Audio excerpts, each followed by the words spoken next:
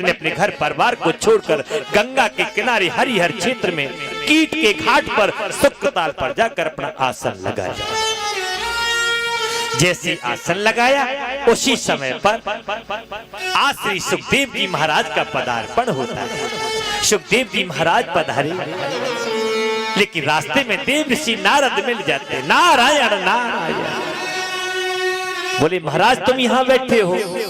बोले हाँ बताओ क्या समाचार लाए? अरे राजा परीक्षित को प्यास लगी है, उन्हें जाकर के जल पिलाओ। कहाँ हैं? गंगा के तट पर बैठे हैं। गंगा के तट पे और प्यासे बैठे हैं। हाँ, और तुम्हें तो हिंसा लगने वाली है, हत्या लगने वाली है। सुखदेव जी महाराज बोले मुझे हिंसा क्यों लगेगी? एक बात बताओ, प्यासे व्यक्ति को यदि पानी नहीं पिलाया जाएगा तो हत्या तुम्हें नहीं लगेगी क्या? मुझे लगेगी। बोले इसका मतलब? अरे तुम्हारे पास ज्ञान रूपी जल है और उन्हें ज्ञान रूपी जल चाहिए। क्या गंगा जल नहीं पी सकते? गंगा जल तो है, लेकिन तुम्हारे पास जो जल ज्ञान है वो चाहिए। आज एकदम से दौड़े सुखदेव जी महाराज, चल करके पहुंचा वही गंगा के तट पर पहुंचे हैं। आज परीक्षित महाराज ने जैसे देखा और पूछने लगे, बोले बताओ क्या चाहते हो? आप यहाँ क्यों बैठे हो गंगा के तट पर? तो बताया मेरा पहला प्रश्न है, जिस प्राणी के जीने के केवल 7 दिन शेष रह जाएं, उसे क्या करना चाहिए? बोले बस हाँ, उसे अपनी आत्मा को परमात्मा से जोड़ देना चाहिए। मिथ्या संसार से अपनी आसक्ति हटा देनी चाहिए। जैसे सुना, बोले इसका मतलब और बताओ। लेकिन मानव का परम धर्म क्या है? दूसरा प्रश्न किया। बोले मानव का दूसरा परम धर्म क्या है? तो बताया, मनुष्य में भाव दिया है कि धर्म दूसरे सत्य समान। धर्म दूसरे सत्य समान। धर्म दूसरे सत्य समान। धर्म दूसरे सत्य समान। धर्म दूसरे सत्य समान। आगम निगम पुराण बखाना। आगम निगम पुराण बखाना। मानव के लिए परम धर्म बताया, तो क्या बताया? जीवन में सत्य बोलना चाहिए, लेकिन झूठ भी बोले तो कहां बोलना चाहिए? यदि तुम किसी के प्राणों की रक्षा कर सकते हो, वहां झूठ बोलने में कोई अपराध नहीं होता। ध्यान देना, अगर आप व्यापार करते हैं तो व्यापार में झूठ चलेगा, बोल सकते हैं, क्योंकि बगैर झूठ के व्यापार चलता नहीं। लेकिन ये नहीं कि सुबह से शाम तक बार बार झूठ ही बोलते रहो। अगर जो झूठ बोलेगा प्राणी तो उसे तो दंड मिलता ही, झूठ का प्रायश्चित तो करना ही पड़ेगा। इसीलिए लेकिन धर्म की बात कही तो हमें क्या करना चाहिए? तो बताया कि परहित सारे से धर्म नहीं भाई। परहित परस धर्म नहीं भाई।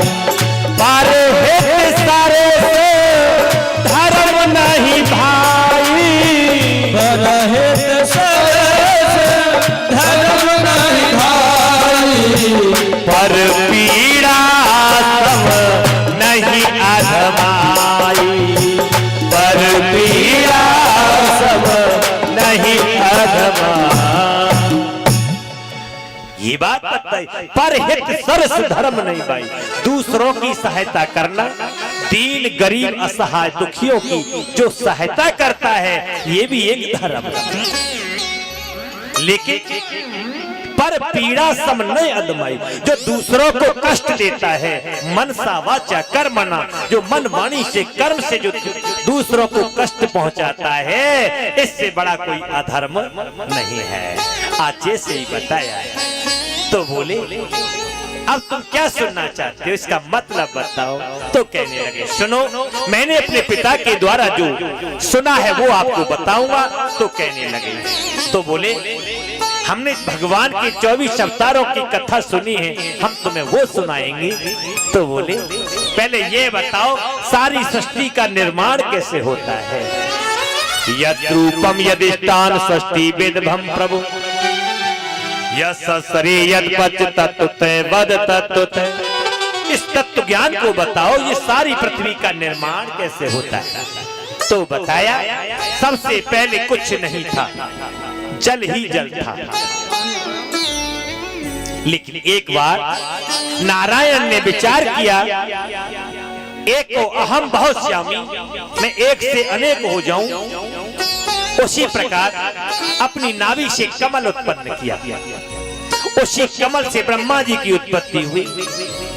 आज जैसे ब्रह्मा जी की उत्पत्ति हुई, अब ब्रह्मा जी ने चारों ओर देखा, मैं कौन हूं, मैं क्या हूं, मैं कैसे हूं। फिर उसे जल से आवाज आई, तप तप तप।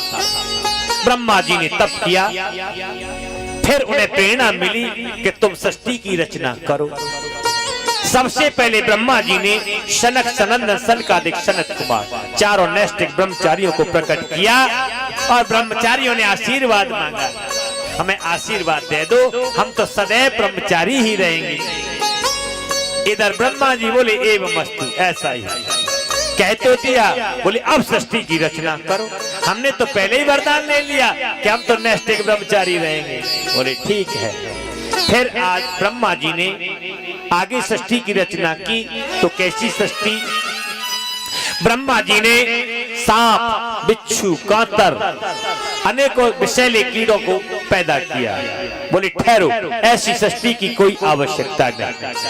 फिर इसके बाद 10 मानस पुत्रों को प्रकट किया, जिनके नाम आए अत्रि, अंगिरहा, पुलह, पुलस्त, भृगु, क्रतु, वशिष्ठ, दक्ष और नारद। ये 10 मानस पुत्रों को प्रकट किया। इसके बाद फिर देखा, आज यहाँ पर ब्रह्मा जी ने देखते ही देखते अपनी भौं से एक रुद्र प्रकट किया।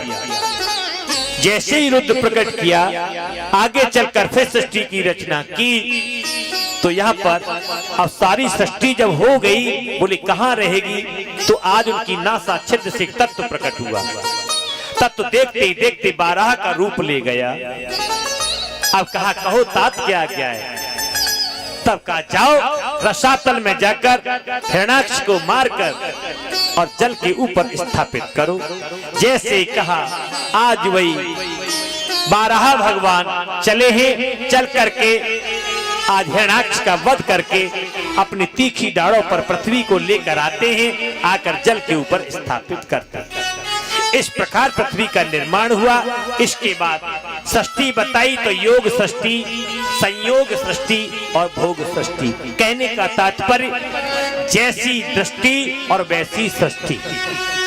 जैसे हम इन आंखों पर जैसा रंग का चश्मा लगा लेते हैं और वैसा ही हमें दिखाई देता है, तो यही प्रकार से बताया है कि हमें इन आंखों को हमेशा पवित्र रखना चाहिए। क्योंकि इन्हीं आंखों से हम अपनी बहन को देखते हैं और इन्हीं आंखों से अपनी बेटी को देखते हैं और इसी आंखों से हम अपनी माँ को देखते हैं। इसी प्रकार देखने का नजरिया अलग होता है।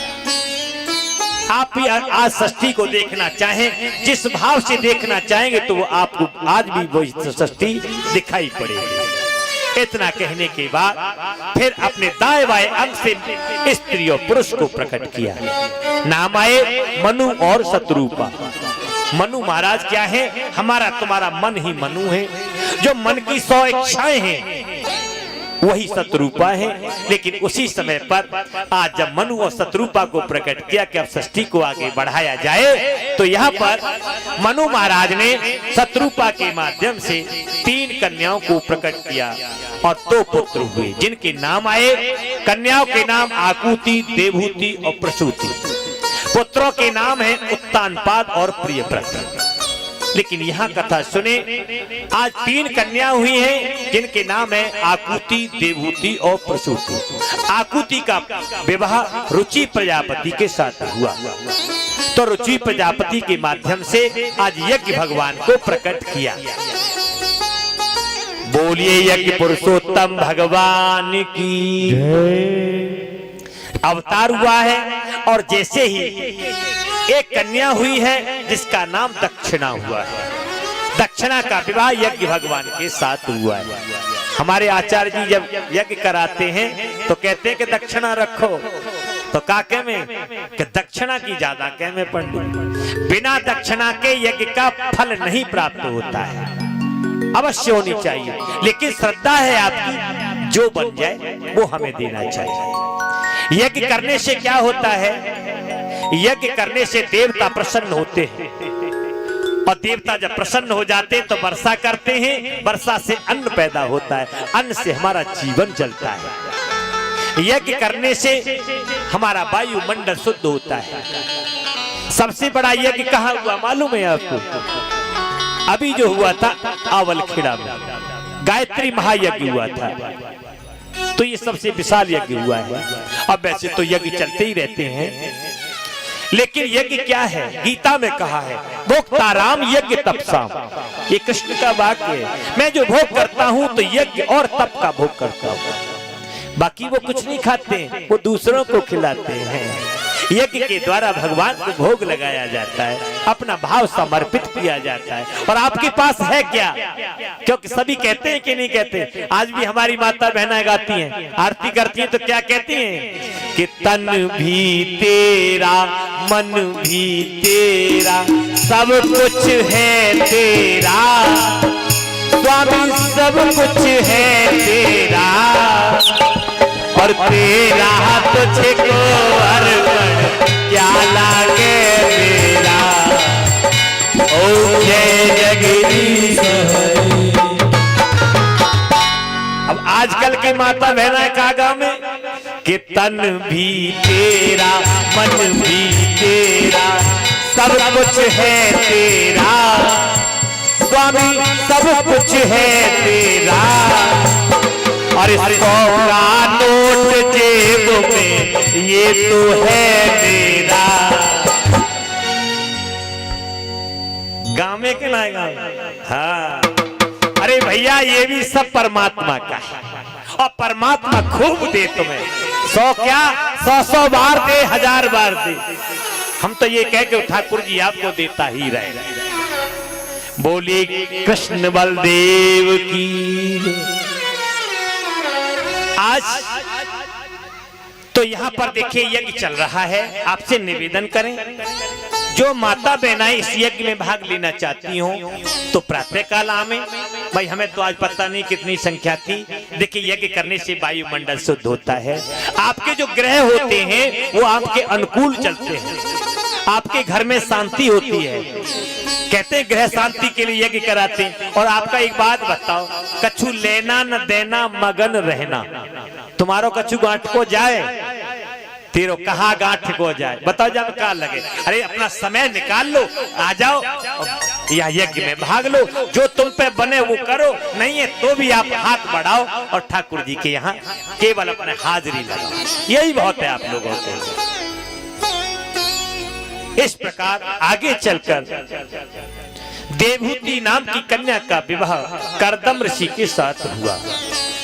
लेकिन क्यों? ध्यान देना, यज्ञ भगवान तो प्रकट हो गए, देखो यज्ञ कुंड का निर्माण हुआ, लेकिन विवाह किसके साथ हुआ है? दक्षिणा के साथ हुआ। लेकिन किसके द्वारा? रुचि प्रजापति। आपकी यदि रुचि है तो आप यज्ञ में आएंगे, यदि रुचि नहीं है तो आप नहीं आ पाएंगे। तो इसके बाद जो कथा आती है देवहूति। देवहूति का मतलब है देवताओं को आहुति देने वाली। लेकिन कौन आहुति देता है? कि देवहूति का विवाह किसके साथ हुआ है? कर्दम। कर माने हाथ, कर माने इंद्रिय, इंद्रियों का दमन करने वाला कोई कर्दम होगा वो इस यज्ञ में आकर के भाग लेगा। हर कोई यज्ञ में भाग नहीं ले पाता है। तो अब कल पता चलेगा कि कितनी यहाँ संख्या होगी भक्तों की। आपको बताया जाता है और आपका ये पुण्य फल है, ये सत्कर्म है, आप इसमें भाग लें और कल ज्यादा से ज्यादा संख्या में हमारी माता बहनें आए ताकि यज्ञ आपका मिले, आपको फल की प्राप्ति हो। एक बार कर्दम ऋषि जंगल में बैठकर तप कर रहे थे। मन में विचार आया, देखो काश अगर हमारी शादी हो जाती तो हम भी गृहस्थ जीवन में रहकर अपनी पत्नी पुत्रों के साथ में घर में होते। लेकिन समझ गए, भगवान समझ गए। भगवान ने चलकर शत्रुपा और मनु महाराज से कहा, तुम अपनी बेटी का विवाह कर दो कर्दम ऋषि के साथ, उत्तम रहेगा। बोले जाओ और रिश्ता पक्का करके आओ। भगवान स्वयं चल करके पहुंचे जहां कर्दम ऋषि बैठकर तप कर रहे थे। कर्दम ऋषि, आंखें खोलो, हम तुम्हारी भक्ति से महान प्रसन्न हैं। जैसे कर्दम ऋषि ने आंखें खोली, बोले मांगो, क्या मांगना चाहते हो? बस मैं कुछ नहीं मांगना चाहता, मैं तो आपके चरणों की भक्ति चाहता हूँ। वो तो मिल ही जाएगी आपको, क्योंकि आपने तप किया है तो आपको भक्ति तो मिल ही जाएगी। लेकिन सुनो, तुम शादी क्यों नहीं रचा लेते? कर्दम ऋषि बोले, शादी इस बर्बादी, शादी आदि के चक्कर में पड़ना नहीं चाहते। भगवान मन ही मन सोचने लगे कि मन मन भावे और मुड़ी हलावे। मन में तो शादी के लड्डू फूटे और वैसे मना करते हो। उसी समय पर जब उन्होंने कहा, बोले सुनो, हम शादी इसलिए नहीं करना चाहते कि आजकल की कन्या ऐसी नहीं होती हैं। बोले कैसी कन्या चाहते हो? कन्या हमारी सेवा करने वाली हो। भगवान बोले सेवा करने वाली है, हमारी आज्ञा का पालन करने वाली हो, आज्ञा का पालन करने वाली है। बोले ठीक है, तो हम शादी कर भी लेंगे। भगवान तो यही चाहते थे कि शादी के लिए हाँ करें। आज जैसे ही कर्दम ऋषि ने हाँ की, बोले सुनो, हमारी बात रख दी आपने, नहीं तो हमारी तो बात खराब हो जाती। बोले सुनो, पहले वरदान दो। कि वरदान दे तो दिया कि नहीं, ये वरदान नहीं, वरदान मांगूंगा, एक पुत्र के होने के बाद मैं गृहस्थ आश्रम छोड़ दूंगा और जंगल के लिए चला जाऊंगा। भगवान बोले चलो मंजूर है, एक पुत्र के बाद तुम चले जाना, लेकिन उसके बाद बोले वरदान दो। कि दे तो दिया, ये नहीं कि देते हो वरदान तो मम यही वर दीजियो, आप ही आकर हमारे पुत्र बन लीजिए। जैसे ही कहा आप हमारे पुत्र बन करके आओ, भगवान बोले एव मस्तु। भगवान फंस गए चक्कर में, पुत्र हम बन के आवे? बोले चलो हम ही आएंगे। इतना कह करके आते हैं, मनु महाराज से कहते हैं जाओ और अपनी कन्या का पाठ ग्रहण संस्कार। जैसे ही चलकर आए तो क्या देखा, एक घाट पर शेर पानी पी रहा है और उसी घाट पर गाय पानी पी रही है। बोले कैसा सामंजस्य है, यहाँ कोई बैर भाव नहीं है, परस्पर प्रेम है। कुटिया के अंदर देखा एक चूहा बैठा है और वहां सर्प भी बैठा है। बोले यहाँ कोई बैर भाव नहीं है, ये तो अच्छा रहेगा रिश्ता हमारे लिए। आज जैसे ही कन्या को लेकर के आए हैं, उसी समय कर्दम ऋषि बाहर से निकल के जैसे ही आए, कुटिया में प्रवेश किया, दौड़कर 3 आसन बिछाए। कितने बिछाए? 3। एक मनु महाराज के लिए, एक शत्रुपा के लिए और तीसरा आसन देवहूति के लिए। अब तीनों आसन बिछाए। मनु महाराज ने अपना आसन ग्रहण किया और शत्रुपा ने अपना आसन ग्रहण किया। लेकिन विचार करती है आज वही देवहूति, क्या ये मेरी शादी होने के लिए जा रही है? ये मेरे पति बनने के लिए जा रहे हैं? क्या मैं पति के बिछाए हुए आसन पर बैठूं? क्या ये मेरा कर्तव्य बनता है? क्या ये मेरा धर्म बनता है? आज जैसे ही सोचा, नहीं। क्यों? नारी का धर्म बताया है। हमारी माता ध्यान दें कि एक ही धर्म एक व्रत नेमा, एक ही धर्म एक व्रत नेमा, एक ही धर्म एक व्रत नेमा, एक ही धर्म एक व्रत नेमा, पद प्रेमा काहे बचन मन पावे पद प्रेम।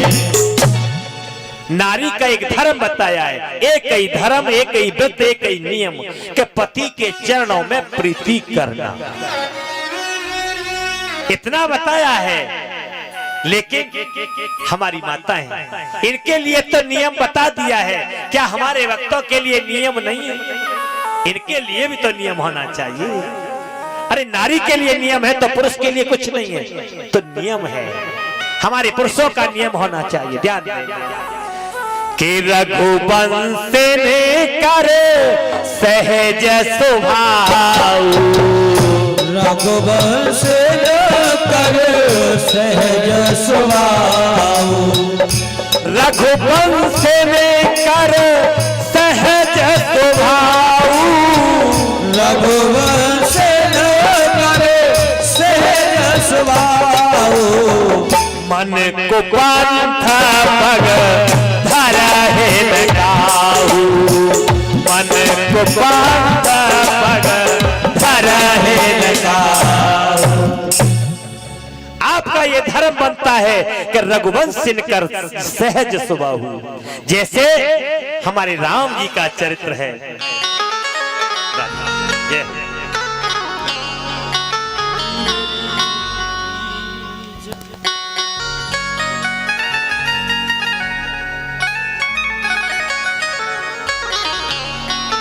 अरे सामोली सूरत पे मोह, अरे सामोली सूरत पे मोहन दिल दीवाना हो गया, सामोली सूरत पे मोहन दिल दीवाना हो गया, हो दिल दीवाना हो गया, मेरा दिल दीवाना हो गया, मेरा दिल दीवाना हो गया। सामोली सामोली सूरत में दिल दीवाना हो गया, सावत पे मोहन दिल दीवाना हो गया। जय हो तालियां।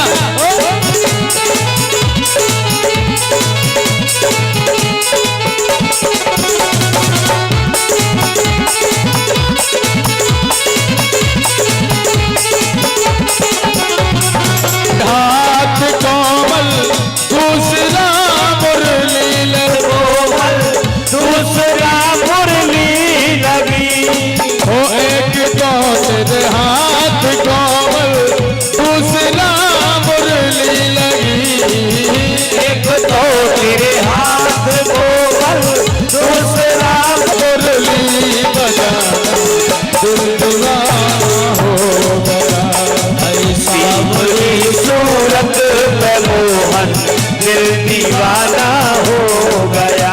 आइए कहते हैं कि वृंदावन में रहने जहाँ हो हरि कीर्तन तो वहाँ तालियों का भी बजना जरूरी है, जरूरी है।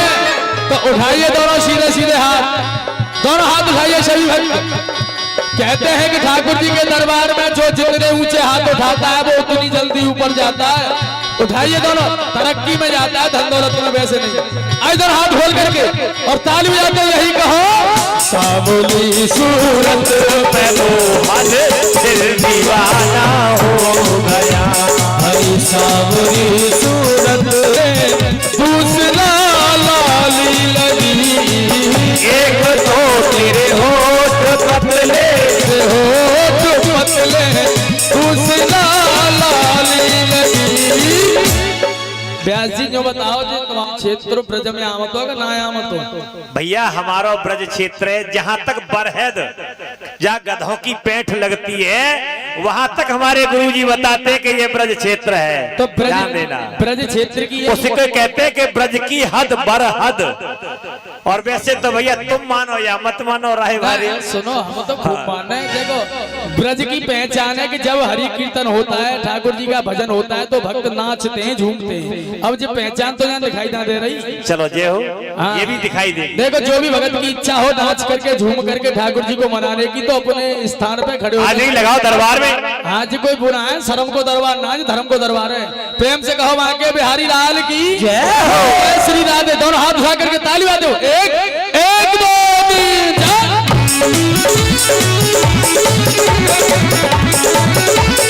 जय हो।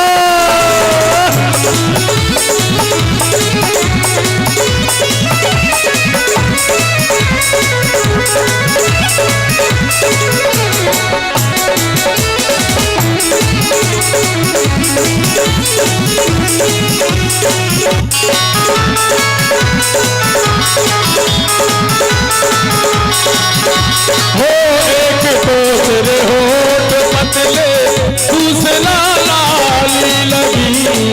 एक तो तेरे होठ पतले, दूसरा लाली लगी। एक तो तेरे होठ पतले, दूसरा लाली लगी। एक तो तेरे होठ पतले, दूसरा लाली लगी। अरे तीसरा तीसरा तीसरा तेरा मुस्कुराना दिल दीवाना हो गया। अरे सावरी सूरत पे मोहन दिल दीवाना हो गया। हे हरि, तालियों की सेवा करते हुए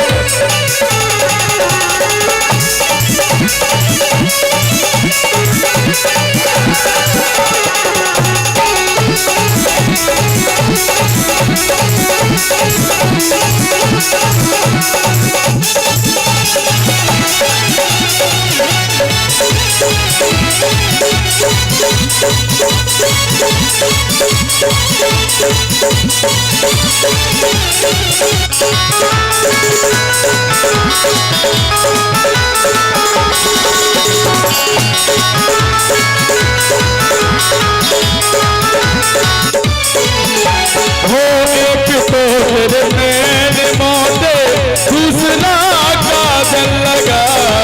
एक तो तेरे नैन मोटे, दूसरा काजल लगा। हो एक तो तेरे नैन मोटे, दूसरा काजल लगा। एक तो तेरे नैन मोटे, दूसरा काजल लगा।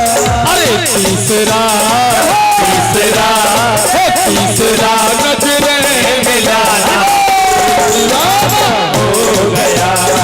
सावरी सूरत पे मोहन दिल दीवाना हो गया। बोली बांके बिहारी लाल की। सुखदेव जी महाराज कहते हैं, राजेंद्र आज जैसे मनु महाराज ने देखा तो यहाँ पर, लेकिन जब आप अगधर है न कहो,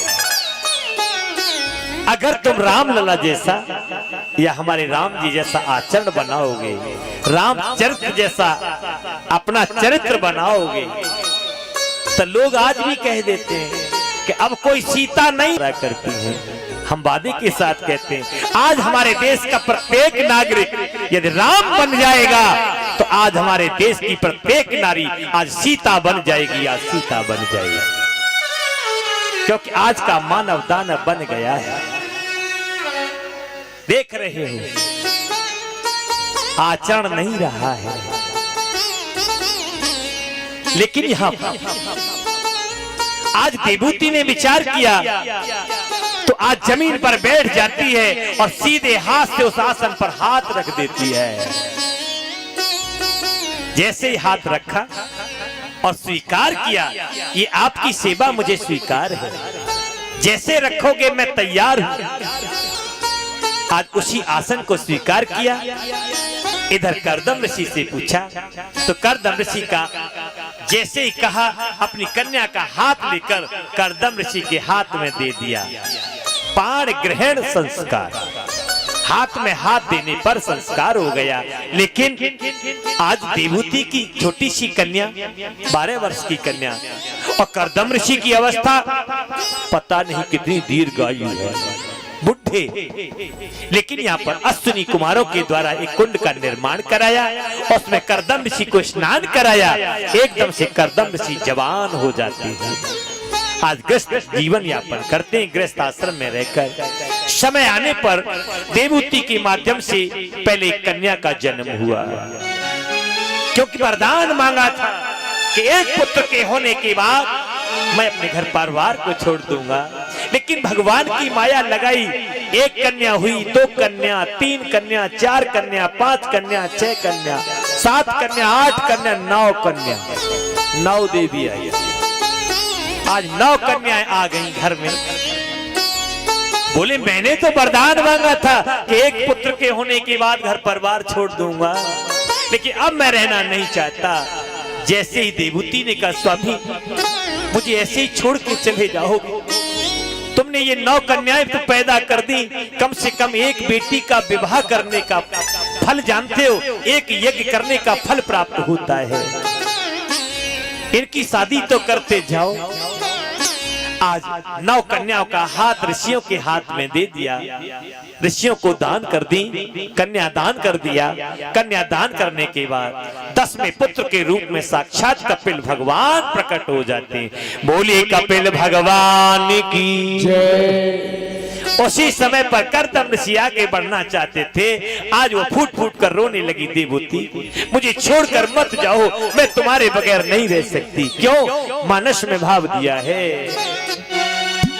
कि जिया बेनु देह नदी बेनु वारी, जिया बेनु देह नदी बेनु वारी, जिया बेनु देह नदी बेनु वारी, जिया बेनु देह नदी बेनु वारी, जैसे ही नाथ पुरुष बिन नारी, जैसे ही नाथ पुरुष बिन नारी। जैसे ही कहा मैं तुम्हारे बगैर नहीं रह सकती।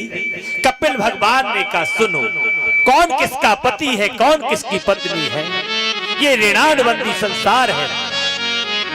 आज जैसे ही कहा ज्ञानो तत्व दिया। आज अपनी माता देवहूति को सांख्य शास्त्र का उपदेश किया। यम नियम आसन प्राणायाम प्रत्याहार ध्यान धारणा समाधि। आज इस प्रकार ज्ञानो तत्व देने के लिए आज सुनते सुनते आज देवहूति का पंच भौतिक शरीर एक सिद्धता नाम की नदी बन करके बहने लगा। इस प्रकार आज ये कपिल भगवान का यहाँ अवतार हुआ है। 24 अवतारों में गिनती है। ये नहीं कपिल देव वो क्रिकेट वाले नहीं है, ये कौन से हैं? कपिल भगवान हैं। बोलिए कपिल भगवान की जय। लेकिन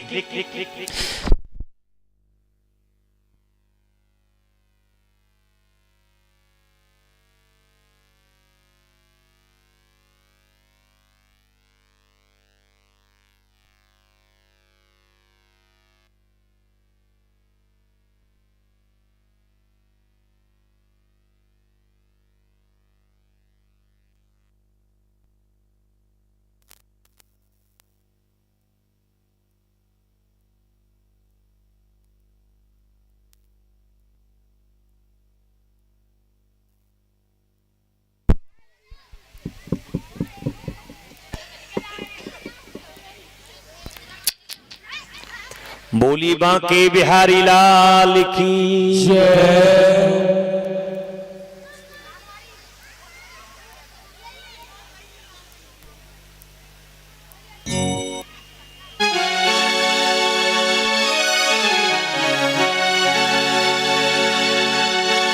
सुखदेव जी महाराज कहते हैं राजेंद्र, हमारा देश ये भारत देश बहुत ही महान है।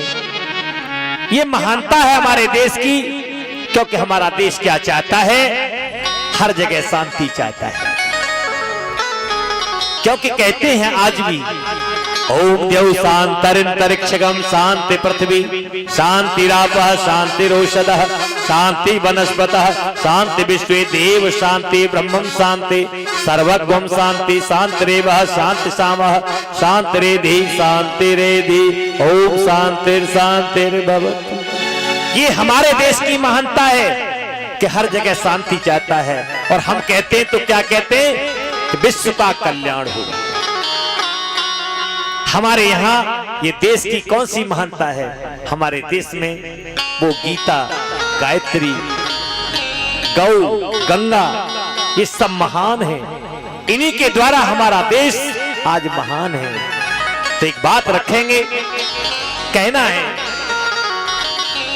कि सदियों से देश मेरा, कि सदियों से देश मेरा और भारत महान था, वीरता की खान था, आज भी है और ये कल भी रहेगा। सदियों से देश मेरा, सदियों से देश मेरा, भारत महान था, वीरता की खान था, आज भी है और ये कल भी रहेगा। आज भी है और ये कल भी रहेगा।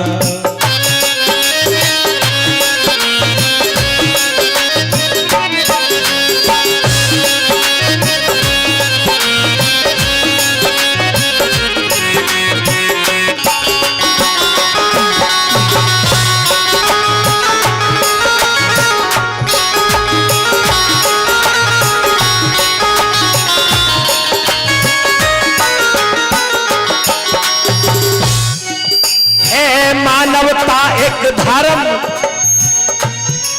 है, मानवता एक धर्म, धर्म की बात कहेंगे।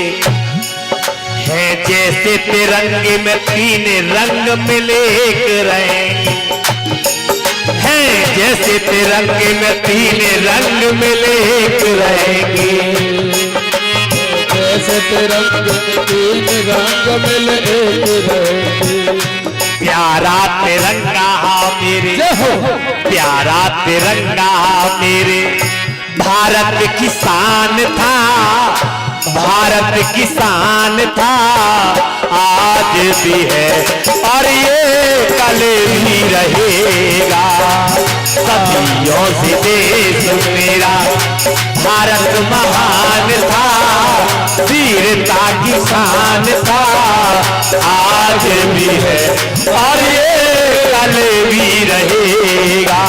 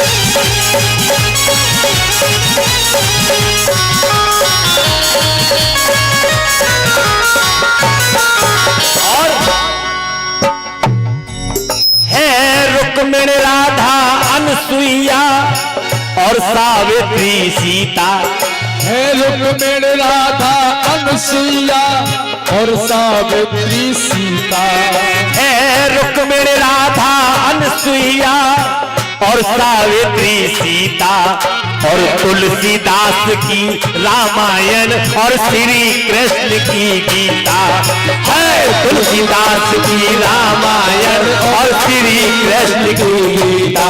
और शहीदों के बलिदानों, शहीदों के बलिदानों पे,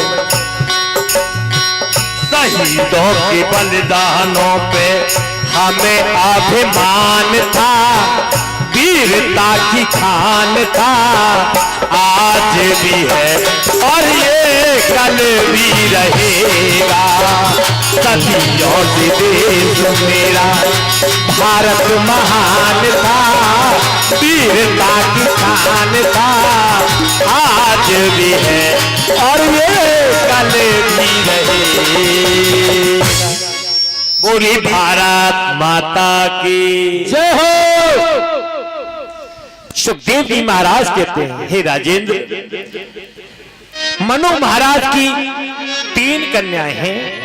जैसे कि हमारे देश की ये महानता बताई, तो आज हमारे यहाँ पहले सती प्रथा थी, जो माताएं सती हो जाती थी, उनका नाम आज भी इतिहासों में पाया जाता है। लेकिन ये महानता है क्योंकि नारी महान है। अगर नारी महान नहीं होती तो सीता राम नहीं होते, नारी महान नहीं होती तो राधे श्याम नहीं होते। इसीलिए नारी को सम्मान दिया है। और नारी की महिमा कितनी बड़ी बताई है मालूम है? नारी की महिमा देखो कितनी बढ़ गई है, और रोके से ना रुकी है, और ये सिर पे चढ़ गई है। पता है कहां चढ़ी? भगवान भोलेनाथ के ऊपर गंगा लेकर आते हैं और फिर गंगा मैया को चढ़ा देते हैं। लेकिन मैया को, नारी को रोकने के लिए प्रयत्न बहुत किए। देखो, नारी को रोकने के लिए प्रयत्न किया। बोले नारी अगर ये भागेगी तो उसे रोकने का प्रयास करो। तो कहां से रोका?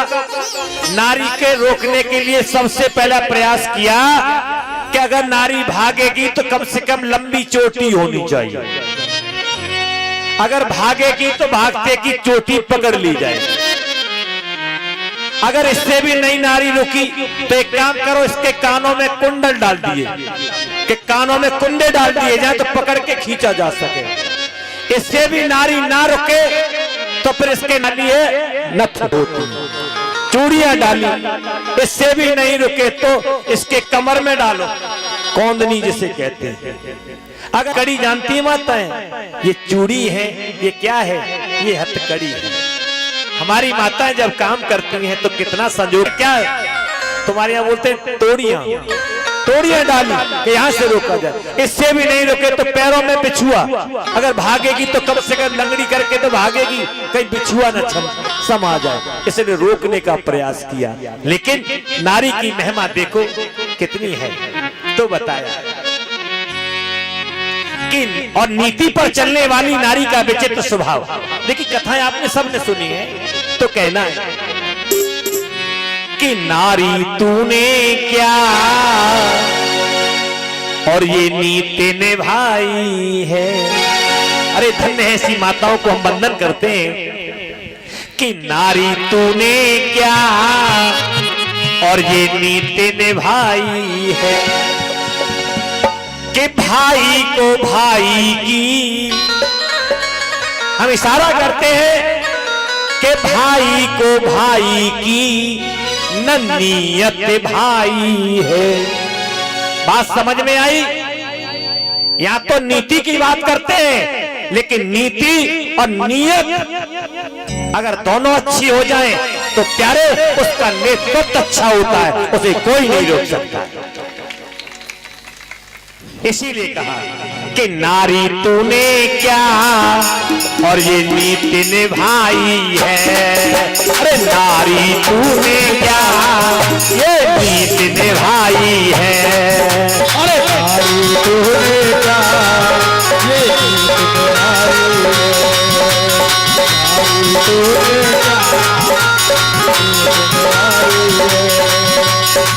भाई को भाई की, भाई को भाई की नियत भाई है।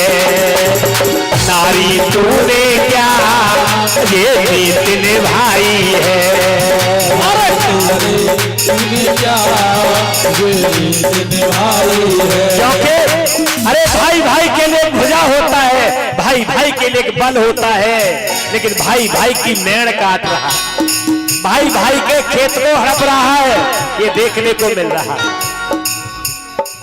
नारी एक नर की नारी। हमारे यहाँ नारी क्या प्रकार की बताई मालूम है? हाँ। 4 प्रकार की। कौन कौन सी? First, second, third, supplementary. 4 प्रकार की नारी होती है, ध्यान देना। और वैसे आपने रामचरितमानस में सुना होगा, उत्तम, मध्यम, निकृष्ट और लघु, 4 प्रकार की हैं। तो कौन कौन सी हैं? अब ध्यान दें। नारी एक नर की नारी। एक नारी होती है, वो नर की होती है महाराज, ध्यान दें। नारी एक नर की नारी, नारी एक नर में नारी। ये भी एक नारी है कि डॉक्टर को अपनी नारी दिखाऊं। हाँ। जानो, जाने। नारी एक नर की नारी, नारी एक नर में नारी। नारी अंबर में चमके, जल में देखी एक नारी। नारी अंबर में चमके, जल में देखी एक नारी। और नारी की महिमा, अरे नारी की महिमा और गा के सुनाई है। अरे नारी तूने क्या ये नीत निभाई है। नारी तूने क्या नीत निभाई है। भाई को भाई की, भाई को भाई की ननीयत भाई है। अरे नारी तूने क्या ये नीत निभाई है। नारी तूने क्या नीत दिखाई है।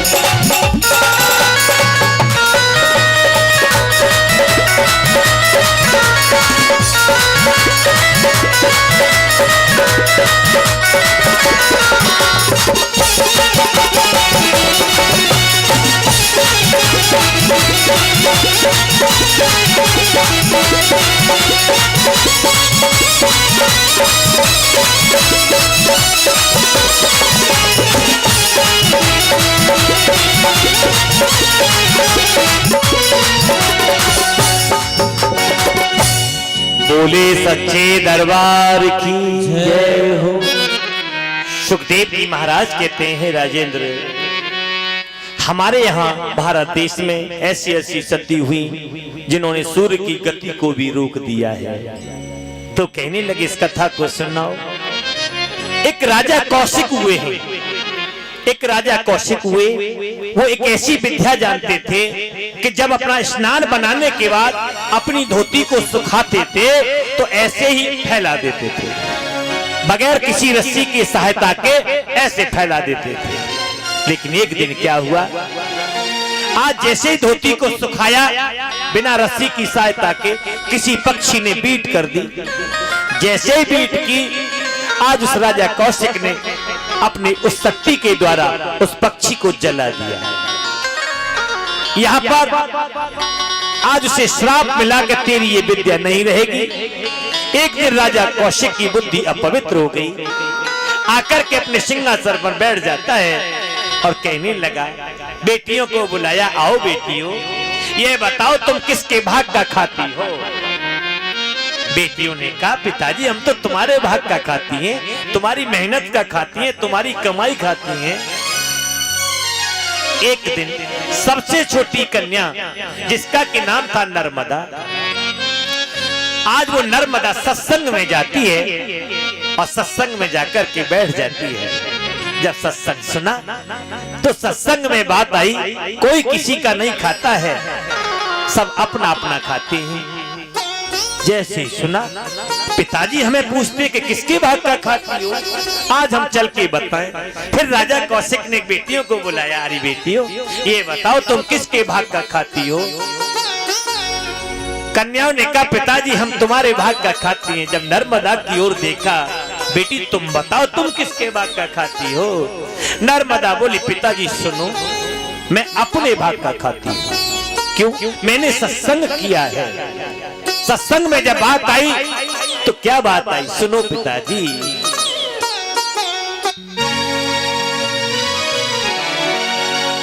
सत्संग सुना मैंने देखो, सत्संग सुना मैंने देखो, करनी का फल सब पाते हैं, कोई न किसी का खाता है, सब अपना अपना खाते हैं। कोई न किसी का खाता है, सब अपना अपना खाते हैं। कोई न किसी का खाता है, सब अपना अपना खाते। सुनो पिताजी, कोई किसी का नहीं खाता, दाने दाने पर खाने वाले का नाम लिखा होता है। और कौन कितना खाता है? अरे जिसका उतना खाता होता है उतना ही तो खाता है। जब खाते में लिखा है उतना ही खाएगा, जब खाते में नहीं होगा तो कैसे खाएगा?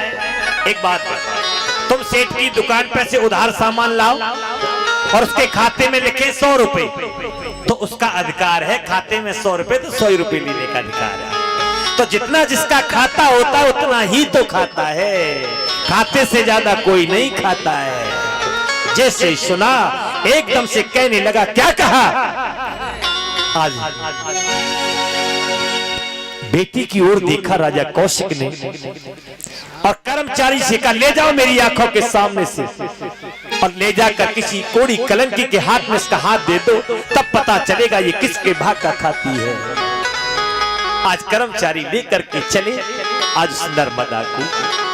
बेटी एक बार कह दो अपने पिताजी से कि हम तुम्हारे भाग का खाते, नहीं कह सकती। क्यों? अधर्म च हतम ज्ञानम प्रमादेन हतम सुतम। मैंने जो दृढ़ता की है, निश्चय करके जो सत्संग में बात सुनी है, मैं उसे झूठा नहीं कर सकती। जैसे ही कहा, बोले चलो। तो आज जैसी कर्मचारी लेकर के आए, आज क्या देखा? एक कोड़ी बेचारा जंगल में बैठा हुआ था। कोड़ी के हाथ में देने से पहले कहा कि एक बार और सोच ले, अभी तेरे लिए मौका है, नहीं तो तुझे बहुत दुख उठाना पड़ेगा। तब का सुनो, आज उसी नर्मदा ने क्या कहा सुनो, कोई किसी को दुख देने वाला नहीं है, केवल अपने अपने कर्मों का भोग भोगता है। और मानस में भाव दिया है कि को न काऊ सुख दुख कर दाता, को न काऊ सुख दुख कर दाता, न काऊ सुख कर दाता, को न काऊ सुख दुख कर दाता, न काऊ सुख दुख कर दाता, निज कृत कर्म भोग सब भ्राता, भोग सब भ्राता। अपने अपने कर्मों का भोग भोगना होता है। और जैसे ही कहा, आज कोड़ी पति के हाथ में उसका हाथ दे दिया। आज बोली, चरणों में मस्तक रखते हुए बोली, ठीक है आज से तुम मेरी पति, मैं स्वीकार करती हूँ। कंधे पर बिठाकर आज ले जाने लगी। आगे बढ़ी, क्या देखा? काली काली घटाएं, अंधेरी राती, अंधेरी रात को जब देखा तो आज कुछ दिखाई नहीं पड़ा। वहां पर मांडव ऋषि त्रिशूल की नोक पर बैठ करके तपस्या कर रहे थे। लेकिन जैसे ही नर्मदा कोड़ी पति को अपने कंधों पर धारण किए ले जा रही थी, उसी समय पर थोड़ा सा सहारा लग गया। आधराम से मांडव ऋषि नीचे एकदम से कहने लगे, मेरी तपस्या में बाधा डालने वाली तू कौन है? तेरा नाम क्या है? हाथ जोड़कर बोली, मुझे क्षमा करना, मैं कुछ दिखाई नहीं पड़ा, मुझे मैं देख नहीं पाई। आज मैंने जानबूझकर कोई आपको धक्का नहीं लगाया, मेरे अपराध को क्षमा करना। बोले क्षमा करेंगे, पहले ये बताइए तेरे साथ कौन है? मांडव ऋषि ने जैसे ही पूछा, ये मेरे पति परमेश्वर हैं, ये मेरे स्वामी हैं, ये मेरे प्राणनाथ हैं। एकदम से कहने लगे, सुन मैं बताता हूं। और क्या कहा कि जिसको तू पति कहाती है, ये श्राप उसे लग जाए। कि कल सूर्य उदय के होते ही सुन पति तेरा मर जाए। आज जैसे ही कहा सूर्य उदय के होते ही प्रातः काल होगा, ये तेरा पति मर जाएगा। आज हाथ जोड़कर कहने लगी, नाथ मुझे क्षमा कर दो महाराज, मुझसे भूल हो गई, मैं आपसे क्षमा चाहती हूँ। बार बार कहती है। जब कहा सुन, मुख की बोली और बंदूक की गोली ये लौट कर नहीं आती, जो दे दिया सो दे दिया, अब तू संभाल। जैसे ही कहा तो सुनो महाराज, तुम एक संत हो तो मैं एक छोटी सी सती हूँ और मैं कुछ कहना चाहती हूँ। तो क्या कहा सुनो, कि कल सूर्य उदय के होते ही सुनो पति मेरा मर जाएगा। कि इस सतबंदी का कहना है ये सूर्य निकल नहीं पाए। आज जैसे ही कहा, आज मांडव ऋषि ने सुना, आज नर्मदा ने उस सूर्य की गति को रोक दिया। अब सूर्य नारायण नहीं निकलते, सभी देवता कहने लगे त्रायमाम त्रायमाम, हमारी रक्षा करो रक्षा करो। लेकिन उसी समय पर देव ऋषि नारद चल करके आते हैं और कहने लगे सुनो, अगर सहायता चाहते हो तो केवल एक ही काम करो। हमने सुना है कि नर्मदा नाम की सती ने सूर्य की गति को रोक दिया है, और चाहते हो तो सती स्टाफ की बात चल सके तो मैं स्टाफ के पास जाना पड़ेगा। कि उनके स्टाफ की कौन है? उनके स्टाफ की अनुसुईया मैया। अगर तुम चाहो तो अनुसुईया मैया के पास जाओ। आज सभी देवता चल करके आते हैं अनुसुईया मैया के यहाँ, माते हमारी रक्षा करो और केवल भास्कर भगवान का दर्शन करा दो। और जैसे ही कहा, आज नर्मदा चली है अपने पति का चरणों तक लेकर, आकर के पूछा, अरे बहन हमने सुना तुमने सूर्य की गति को रोक दिया है।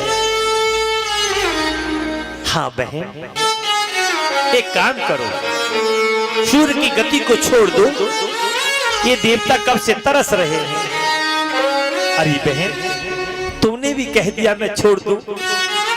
अगर मैं सूर्य की गति को छोड़ देती हूँ तो मेरा तो सौभाग्य उजड़ जाएगा, भला मैं कैसे छोड़ सकती हूँ। बोली सुन, कहाँ है तेरा पति? यही मेरा पति है, यही मेरे परमेश्वर है। उसी समय पर आज अनुसुईया मैया ने चरणों का चरणोदक लेकर के जैसे छींटे लगाए, आज सुंदर राजकुमार बन गया। बोले तेरा पति तुझे मिल गया, अब तू सूर्य की गति को छोड़ दे। आज जैसे कहा, आज नर्मदा ने सूर्य की गति को छोड़ा है। आज सभी देवताओं ने दर्शन किए हैं। आज वही नर्मदा आज चल करके अपने पति को साथ ले जाती है और पति लोग को वहां से प्रस्थान करती है। आज जो पंच भौतिक शरीर नर्मदा नाम की नदी बन करके बहने लगा। ये नर्मदा नदी जो है, इसकी परिक्रमा यदि की जाए तो 3 साल 6 महीने में इसकी परिक्रमा पूरी होती है। ये बहुत पुण्य को देने वाली है। आज जैसे ही कहा,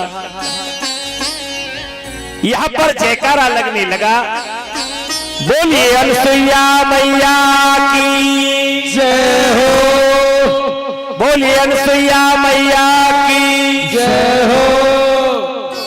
अनुसुईया मैया की जय जयकार होने लगी। इधर कैलाश पर्वत से, इधर ब्रह्मलोक से और इसमें विष्णु लोक से तीनों देवियां सुन रही थी कि हमसे बड़ी कोई और है। तो एक समय की बात है कि एक बार तीनों देवियां एकत्रित हो जाती हैं, ब्रह्माणी, लक्ष्मी और पार्वती। उसी समय पर देव ऋषि नारद पहुंच जाते हैं और जा करके जयकारा लगाते हैं, बोलिए अनुसुईया मैया की जय हो। अब तीनों देवियां सोचने लगी, हमसे बड़ी कोई और है अनुसुईया, सबसे बड़ी हम, आपस में बात करने लगी कि हम बड़ी, के हम बड़ी, के हम बड़ी। एक बार इन उंगलियों में झगड़ा हुआ, इन उंगलियों में झगड़ा हुआ। उंगलियां आपस में कहने लगी कि हम बड़ी, के हम बड़ी, के हम बड़ी, के हम। और जब तक आ गए अंगूठा राजा, बोले एक बात बताओ, तुम क्यों झगड़ा कर रही हो? जब पूछा तो उंगलियां कहने लगी कि देखो दादाजी, हम बड़ी हैं और ये कहती हैं कि हम बड़ी। अच्छा, ऐसे तो नहीं बात बनेगी। अच्छा ये बताओ, तुम कैसे बड़ी? सबसे पहले इस उंगली का नंबर आया। पहले ये बताओ तुम कैसे बड़ी हो? अब इस उंगली ने कहा, सुनो दादाजी, अगर हमने कहा कि मैं ऐसे न कर दे कि बस तुम देखे जाओगे, तो समझ लो यहां से झगड़ा स्टार्ट हो जाता है। अगर गोली चलाई जाती है तो मेरे ही द्वारा गोली चलाई जाती है, इसलिए मैं बड़ी हूं। बोले चलो तुम बड़ी हो। अच्छा, अब आया इस उंगली का नंबर कि तुम बताओ तुम कैसे बड़ी? बोली दादाजी, हमें तो वैसे देख लो, हम तो सबसे बड़े वैसे दिखाई पड़े। बोले ऐसे नहीं, पहले और बात बताओ कैसे बड़ी हो? बोले सुनो, जब माला का जाप किया जाता है तो मेरे ही द्वारा जाप किया जाता है, इसीलिए मैं बड़ी। बोले चलो कोई बात नहीं। अब इस उंगली का नंबर आया कि तुम बताओ तुम कैसे बड़ी? तब इस उंगली ने कहा, सुनो दादाजी, जब माथे पर चंदन लगाया जाता है तो मेरे ही द्वारा लगाया जाता है, इसीलिए मैं बड़ी। फिर पूछा, छोटी वाली उंगली का नंबर आया। बोले तुम कैसे बड़ी? दादाजी, मैं तो छोटी दिखती हूँ लेकिन बहुत बड़ी हूँ। बोले छोटी महाखोटी, तू कैसे बड़ी है? बोले सुनो, जब श्याम सुंदर ने गोवर्धन पहाड़ उठाया था तो मेरे ही ऊपर उठाया था, इसीलिए मैं बड़ी हूँ। अंगूठा राजा बोले सुनो, ना तुम बड़ी, ना तुम बड़ी, ना तुम बड़ी, ना तुम बड़ी, सबसे बड़े हम। क्यों? अगर कहो तहसील पे जाके हमने ने कहो अंगूठा टेक दो ना, तो सब संपत्ति चली जाएगी, सब भूखी मर जाओगी। इसीलिए कभी झगड़ा नहीं करना चाहिए और घर में सम्मति से रहना चाहिए। क्योंकि बताया एक चौपाई आती है कि जहां सुमते तहां संपत्ति नाना, जहाँ सुमते जहाँ संपत्ति नाना, जहां सुमते तहां संपत्ति नाना, जहाँ सुमते तहाँ संपत्ति नाना, जहां सुमते तहां विपत्ति निधाना, जहाँ सुमते जहाँ विपत्ति निधाना। जहां सुमति होती है वहां पर संपत्तियों के अंबार होते हैं, ध्यान देना, कभी कमी नहीं होती है। और जहां कुमति होती है तो वहां पर तो आप जानते, जहां कुमत विपत्ति निधाना, वहां विपत्तियां होती हैं। लेकिन इसका अर्थ और है, सुमत कुमत सबके उर रही और वेद पुराण निगम अस कहीं। आपके अंदर सुमति भी है और आपके अंदर कुमति भी है। इसका भावार्थ है सुमत कुमत सबके उर रही। अब यहाँ पर विचार करना है, हमें अपने विवेक के द्वारा अपने परिवार को चलाने के लिए संगठित करना है, एकता बनानी है। जिस परिवार में, जिस घर में एकता होती है, जिस परिवार में एकता होती है, जिस गांव में एकता होती है और जिस देश में एकता होती है, उसे कोई तोड़ने वाला नहीं होता है। इसीलिए कहते का अखंड भारत बने, एकता और अखंडता में ताकत होती है। लेकिन ऐसे रहना चाहिए। उसी समय पर अब तीनों देवियां कहने लगी कि हम बड़ी, के हम बड़ी, के हम बड़ी। अब नारद जी महाराज ने आते जयकारा लगाया, बोले सबसे बड़ी अनुसुईया। इसका मतलब चले आज अपने अपने घर के लिए जाती हैं। इधर भगवान भोलेनाथ आते, भोलेनाथ जैसे ही आए, आज पार्वती मैया बोली, स्वामी आज तक तुमसे कुछ मांगा नहीं है हमने, एक काम कर दो हमारा। बोले क्या चाहती हो? जा करके केवल अनसुईया मैया का सत डिगा दो। बोले अरे राम राम राम, ये काम हम नहीं कर सकते, हम किसी का सत्य नहीं डिगा सकते और ये हमसे नहीं होगा। और तुमने कभी कुछ दिया है क्या है? हमारा एक काम किया है तुमने आज तक? अब बेचारे विवश हो गए। क्यों? बाल हट, राज हट और त्रिया हट। तो समझ ले चौपाई है कि नारे बेबस नर सकल गुसाई, बेबस नर गुसाई, नारे बेबस नर सकल गुसाई, नारे पर गए जाने सब, नारे बेबस नर सकल गुसाही, नाचे नर मर कट,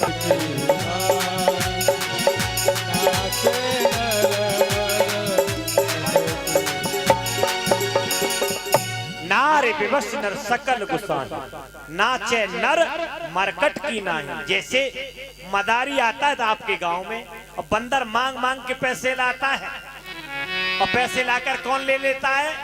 मदारी।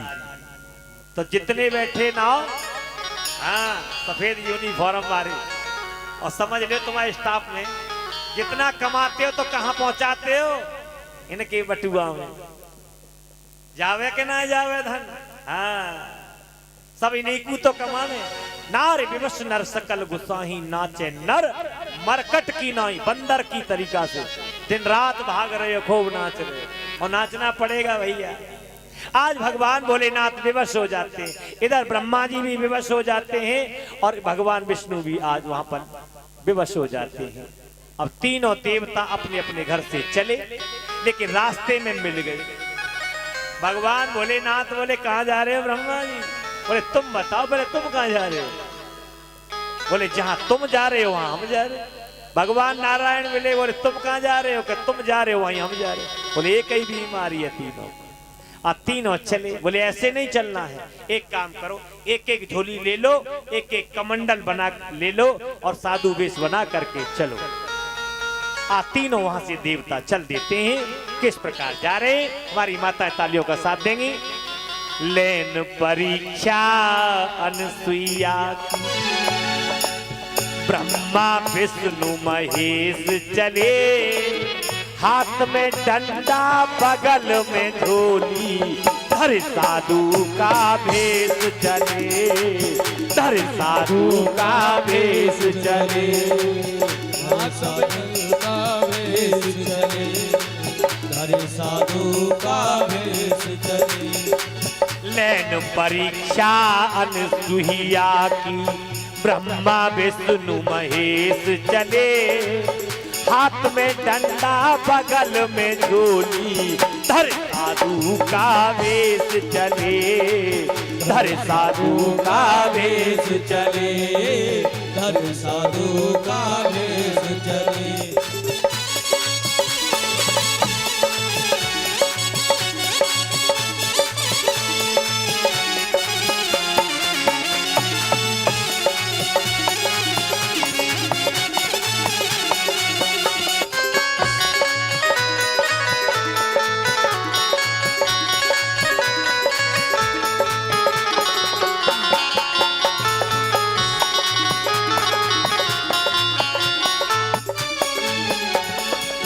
जाए आवाज दही कुटिया पे, भिक्षा दे दो माई, जाए आवाज दही कुटिया पे, भिक्षा दे दो माई।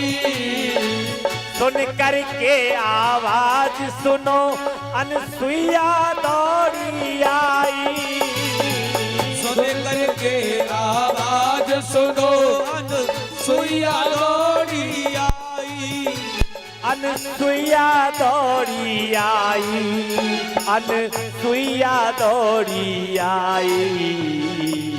तीनों देवाए कई सेवा, तीनों देवाए कई सेवा, धरे जोगी का भेष चले, हाथ में डंडा बगल में झोली, धरे साधु का भेष चले, धरे साधु का भेष चले। हो हाथ में डंडा बगल में डंडा, धरे साधु का भेष चले। जैसे ही तीनों देवता पहुंच जाते हैं, आवाज लगाते, माता भिक्षाम देहि, माता भिक्षाम देहि। जैसे ही आवाज लगाई, अनुसुईया मैया निकल के आई और जैसे तीनों देवताओं का दर्शन किया, लौट के गई। एक थाल में क्या लेकर आई? कंदमूल फल लेकर के आई। क्या लाई? कंदमूल फल। अच्छा ये बताओ, कितने यहां आप लोगों ने कंदमूल फल खाए? किसी ने नहीं खाए? क्या लेकर आई तो बता देते हैं। कंद कहते हैं आलू और शकरकंद, मूल कहते हैं गाजर और मूली, और फल तो आप जानते हैं सेब, संतरा, केला, अंगूर। थाल में भर के लाई। आप लोगों ने नहीं खाए? ये सबने खाए। तो यही तो कंदमूल फल लेकर के आई है मैया। आज जैसे आई है उसी समय पर तीनों देवता कहने लगे, सुनो, हम ऐसे भिक्षा नहीं लेते, पहले निर्वस्त्र होकर के आओ, फिर हमें भिक्षा दो। मैया समझ गई। अनुसुईया मैया अंदर बोली, अभी जाती हूँ और अभी कपड़े उतार के आती हूँ, चिंता ना करो। अंदर पहुंची, अपने पति का चरणों तक लेकर के जैसे ही आई और तीनों देवताओं के ऊपर छींटे लगाई, तीनों छोटे छोटे 6-6 महीने के बच्चे बन जाते हैं। तीनों देवताओं को 6-6 महीने के बच्चे बना दिया और जैसे तीनों को अपने हृदय से लगाकर, गले लगाकर आज मैया अनुसुईया अपने आंगन में लाई। तीनों देवताओं को लाकर एक पालना डाल दिया और पालने में आज लिटा दिया है तीनों देवताओं को, और वहां पर झूला झुलाने लगी, झोटा देने लगी कि माता अनुसुईया ने डार दियो पालना और झूले रहे तीनों देव बन कर के लालना। माता अनुसुईया ने डार दियो पालना, झूल रहे तीनों देव बन कर के लालना। झूल रहे तीनों देव बन कर के लालना, झूल रहे तीनों देव बन कर के लालना। मारे खुशी के वो भूली न समाती, मारे खुशी के वो भूली न समाती, गोदी में लेती कभी पालना झुलाती, गोदी में लेती कभी पालना झुलाती। ऐसी पत बिरता से चलो को ही चालना, झूल रहे तीनों देव बन कर के लालना। झूल रहे तीनों देव बन कर के लालना। अरे माता अनुसुईया ने डार दियो पालना, झूल रहे तीनों देव बन कर के लालना। झूल रहे तीनों देव बन कर के लालना। और झूल रहे तीनों देव बन कर के लाल। तीनों देवताओं को झूला झुलाने लगी हैं। उसी समय पर आज अत्रि मुनि आते हैं। अत्रि मुनि ने आकर के देखा, बोले ये सब क्या चल रहा है? बोले तुम्हें नहीं मालूम, तुम्हारे आंगन में 3 पुत्र बन करके आ गए। बोले ठीक है, तुम जो लीला कर रही हो। अच्छा, इधर तीनों देवियां एकत्रित होती हैं। जब तीनों को पता चला कि हमारी स्वामी अभी तक लौट के नहीं आए, इधर देव ऋषि नारद भ्रमण करते करते वहीं पहुंच जाते। तीनों देवियां विराजमान हैं। उसी समय पर नारायण नारायण, तीनों देवियां बोली, सुनो नारद जी, हम 3 दिन से भूखी बैठी हैं, क्योंकि पहले पति को भोजन कराती, उसी के बाद तो खाती हैं। अब एक बात बताओ, पति महाराज का पता नहीं है, कहाँ चले गए? उनकी खोज के आओ। और क्या गाने लगी, सुनो। कहने लगी, नारद जी पतो लगाए नहीं हो, कहूँ खोए गए पति हमारे। नारद जी पतो लगाए नहीं हो, कहूँ खोए गए पति हमारे। नारद जी बतो लगाए लइयो कहूँ खोए गए देव हमारे। कहूँ खोए गए पति हमारे, कहूँ खोए गए पति हमारे। कहूँ खोए गए पति हमारे, कहूँ खोए गए पति हमारे। इतना तो काम बनाए लइयो कहूँ खोए गए पति हमारे। इतना सौ काम बनाए लइयो कहूँ खोए गए पति हमारे। दर्शन के बिन अखियाँ प्यासी, दर्शन के बिन अखियाँ प्यासी।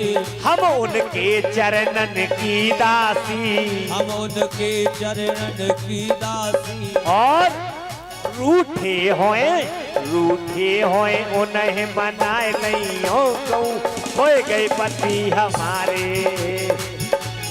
उन्हें मनाए लियो कहूँ खोए गए पति हमारे। इतनों तो काम बनाए नहीं हो कहूँ खोए गए पति हमारे। जैसे ही कहा, अब देवर्षि नारद जी बोले अगर ना मानो तो जाए मैया। अब खोजते खोजते वहीं पहुंचे अत्रि मुनि के आश्रम पर। अब सामने से तो कुटिया का दरवाजा बंद, पीछे एक वृक्ष पर चढ़ करके झांकने लगे। और जैसे ही देखो कि मैया अनसुईया के आंगन में पालने में 3-3 बालक झूला झूले। बोली बताओ मैया के तो मूड में बच्चा ना हो, और मैया के यहाँ 3-3 आज बालक खेले और कोई ना वही है सके। आज चल करके नारद जी पहुंचे हैं। नारायण नारायण कहते हुए बोले सुनो मैया, तुम्हारे पति महाराज तो मिल गए, लेकिन शर्त है। क्या? तुम्हारे पति महाराज जब मिलेंगे कि तुम अपनी सास की सेवा करो। और ये घूंघट वाली ध्यान दीजिए। अगर तुम्हारे महाराज पति देवता अगर रूठ जाए या तुमते गुस्सा है जाए या तुमते ना बोले, कबू ना बोले, मत बोलो। लेकिन एक बात, जितनी ज्यादा सास की सेवा करोगी तो उतना ही आशीर्वाद मिलेगा। और का कहेंगी मालूम, यही आशीर्वाद मिले तेरा पति सलामत बनो। सास यही आशीर्वाद देगी कि नहीं देगी? तीनों देवियां बोली नारद जी क्या कह रहे हो, सास की सेवा करो। हमारी कोई सास है ही नहीं, तुम सेवा किसकी करें? बोले हाँ, अब तुम्हारी सास है आज से, अब पता चले। जाओ अनसुईया मैया के यहाँ और उनकी सेवा करो तो मिल जाए, भूखी मर जाए। तीनों देवियां चल करके पहुंची हैं अत्रि मुनि के आश्रम पर। जाकर के दरवाजे पर खड़ी हैं। काफी समय हो गया खड़े होते होते। इधर मैया अनसुईया निकल के आई। आज देखा, आओ देवियों अंदर ले जाती हूँ। अत्रि मुनि आए। बोले ये कौन है हमारे यहाँ आए हैं आज? बताओ कौन मेहमान है? तुम्हें नहीं मालूम है? ये तुम्हारी पुत्र बधू है। पुत्र बधू? हाँ। बोले इसका मतलब 6-6 महीने के तो हमारे पुत्र और 6-6 हाथ की बहू है। बोले कोई बात ठीक है। आज तीनों देवियां आज चल करके पहुंची हैं और रात्रि में अनसुईया मैया ने खूब सेवा की और सेवा करने के बाद आज सो जाती हैं। आज जैसे मैया अनसुईया लेटी हैं और तीनों देवियां पैर दबाने के लिए लग जाती हैं, ब्रह्माणी, लक्ष्मी और पार्वती। और जैसे ही देखा पैर दबा रही थी, आंखों से अश्रुपात होने लगा। तीनों देवियों की आंखों से बूंद जब गिरी, अनसुईया मैया बोली ये बिन बादल बरसात, ये बूंद कहां से आई? आंखों में जब आंसू देखे, आज अनसुईया ने अपने पल्लू से आज तीनों देवियों के आंसू पहुंचे। आज एक बात बताएं, अगर बहू के पास जो सास अगर बहू के आंसू पोंछ दे तो भाई उस बहू के लिए धिक्कार है जो कि अपनी सास को भूल जाए। उसकी सेवा करनी चाहिए और जितनी बने ज्यादा से ज्यादा सेवा करे। आज जैसे आंसू पहुंचे, बोली तुम क्या चाहती हो? तुम रो रही हो? नहीं, तुम्हें रोना नहीं चाहिए। बताओ क्या चाहती हो, हमसे क्या आशा है? वो आप देने को तैयार है। हमारे पति देव लौटा दो। बोले वो तो मिल जाएंगे, क्यों परेशान है? जाओ पालने में है और जा करके अपने अपने पति ले लो। अब तीनों देवियां दौड़ करके भागी और सबसे पहले ब्रह्माणी पहुंची अब ब्रह्माणी जैसे उठाना चाहती थी, बोली कहूं ऐसा हो दाढ़ी वारे मिल जाए, अब आपस में कहीं ऐसा नो ट्रांसफर है जाए। उसी समय पर फिर लज्जित हो गई, बोली ऐसा नहीं, हमारे जैसे पति थे वैसे लौटा दो। अनसैया मैया आती हैं और पति का चरणों, अरे उससे पूछो कि अपने लाल को भोजन कराती है, स्वयं भूखी सो जाती है, लेकिन लोग उस माँ को भी भूल जाती है। आज कैसी विडंबना है आज हमारे इस देश में, लेकिन माँ का स्थान, माँ का वो गौरव। अरे जब माँ की बात तो तब पता चलेगी कि माँ क्या होती है। माता और पिता का दर्द जब समझ में आता है कि एक दिन उस अवस्था पर आ जाता है जब बेटा पुत्र पिता बन जाता है और बहू जब माँ बन जाती है, तब पता चलता है। क्योंकि एक बात याद आई, अभी एक हमने सोशल मीडिया पर देखा था, गुजरात की एक घटना हुई है कि गुजरात में एक बेटा, एक बहू और एक माँ, 3 प्राणी थे। माँ बेचारी वृद्ध, पैरालिसिस हो गया, लेकिन न उठा जाता है न चला जाता है। आज बहू एकदम से झुंझलाई, अपने पति से कहने लगी कि यहाँ मुझे तुम्हारी माँ को दिखाई देना अच्छा नहीं लगता, यहाँ से कहीं बाहर ले जाओ, कहीं भी अपनी माँ को छोड़ाओ। लेकिन बेचारा कहाँ ले जाए, चलने में असमर्थ, न बैठ सकती है, न उठ सकती है, न खा सकती है, न कुछ बोल सकती है। आज बोली एक काम करो, 4थी मंजिल पर फ्लैट पर ले चली। बात आज उसकी गृहिणी ने कहा क्या देख रहे हो, रात्रि का समय है और इस खिड़की से नीचे गिरा दो।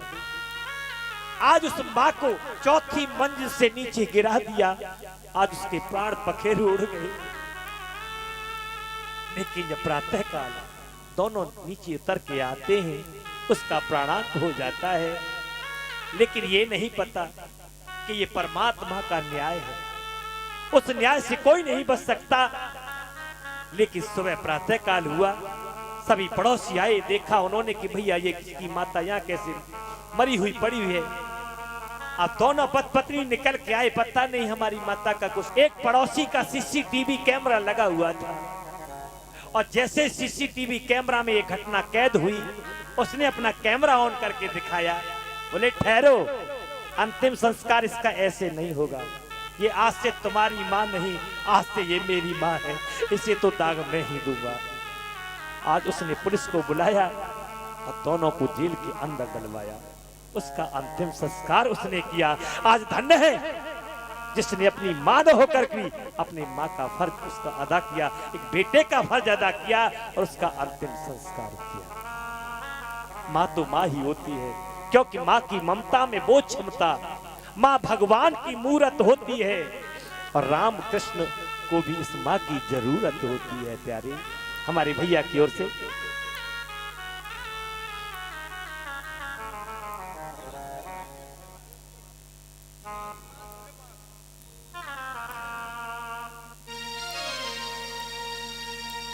आइए, बड़ा ही सुंदर प्रसंग चल रहा है महाराज जी के द्वारा, और ये सुनेंगे एक ऐसा ही भजन माँ के बारे में, कुछ पंक्तियां।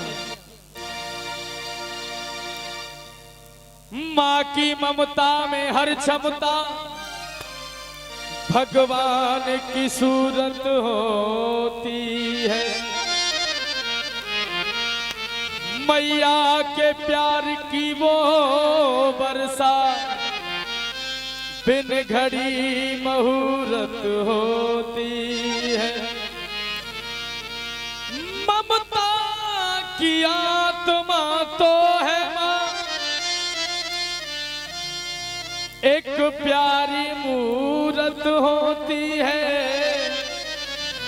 उस राम और घनश्याम को भी एक माँ की जरूरत होती है। आइए सुन। अरे बेटा बेटा कह करके, लाल लाल कह करके, कौन फिर बुलाता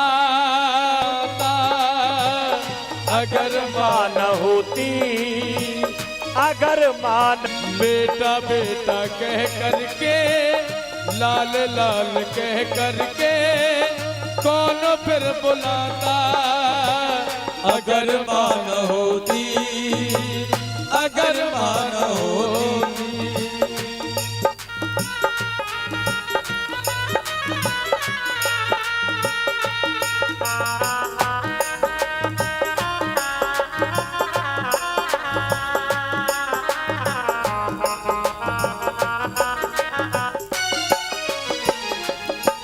आइए सुने, सबसे पहले माँ अपनी संतान के लिए करती क्या है। अरे बचपन में माँ ने पल ना झुलाया, ओ ममता के आंचल में कौन फिर सुलाता। अगर मान होती, अगर मान होती, बेटा बेटा कह करके कौन फिर बुलाता। अगर मान होती, अगर मान होती। हो खुद नसीब है वो पास मार रही है, जरा उनसे पूछ।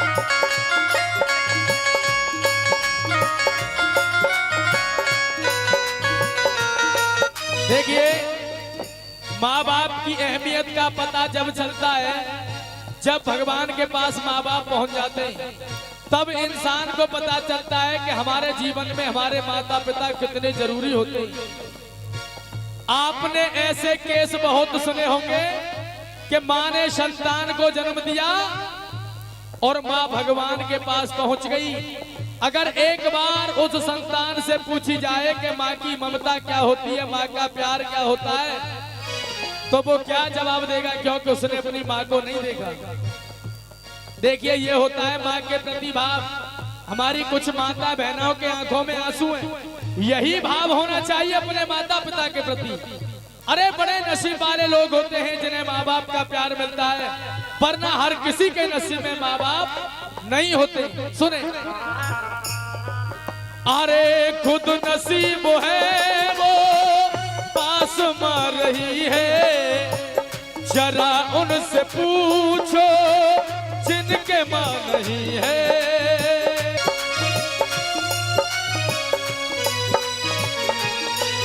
अरे मैं गम के दरिया में, मैं गम के दरिया में कहीं बह न जाता। अगर माँ न होती।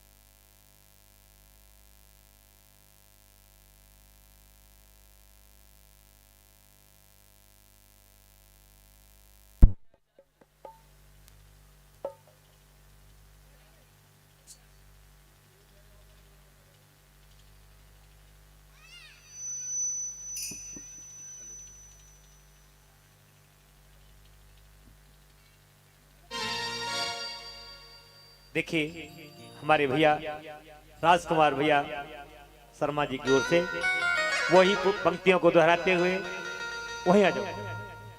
अरे खुद नसीब है रही है, जरा उनसे पूछो जिनके माँ नहीं है।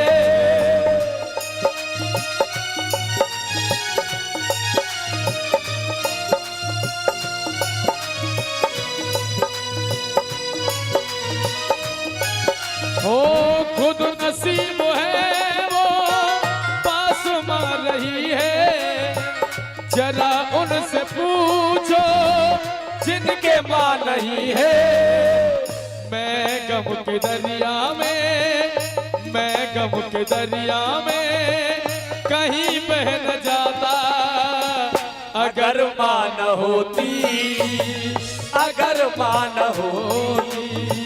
बेटा बेटा कह करके कौन फिर बुलाता, अगर माँ न होती, अगर माँ न होती। आइए अंतिम पंक्तियां सुने, गीत की अंतिम पंक्तियां।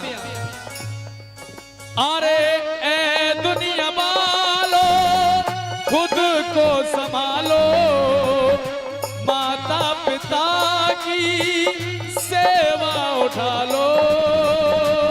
माता पिता की सेवा उठा लो। गुरु जी के दरबार में तेरे चरणों में भक्ति को जगा देते लो।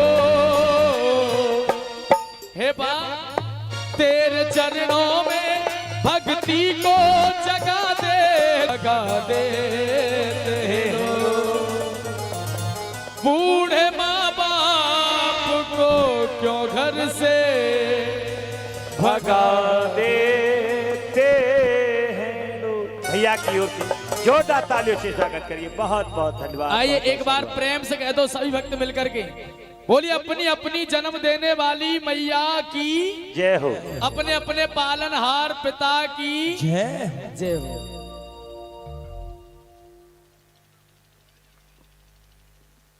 शुक्र होता है। इसके बाद वरदान दिया है, तो केवल वरदान जब मांगा तो कहा ठीक है हम तुम्हारे पुत्र बनकर के आएंगे। तो आज चंद्रमा बनकर के, दत्तात्रेय जी बनकर के और दुर्वासा बनकर के अत्रि मुनि के पुनः पहुंचे हैं। यहाँ से आगे की कथा बता दें तो यहाँ से आगे की कथा कल ही भागवत के चतुर्थ स्कंद में सती चरित की कथा होगी और आगे चलकर ध्रुव चरित की कथा, भरत चरित की कथा, अजामिल चरित की कथा और कल नरसिंह अवतार की कथा। बहुत बहुत सुंदर सुंदर कथाएं होंगी। तो निवेदन करें आपको समय को ध्यान में रखते हुए माता बहनाएं 1 बजे आप आ जाएं ताकि समय से कथा शुभारंभ हो सके। 1 बजे से 5 बजे तक ये निर्धारित समय रखा गया है और ये भागवत की कथा, आपके गांव दरकई की कथा ये लाइव चल रही है।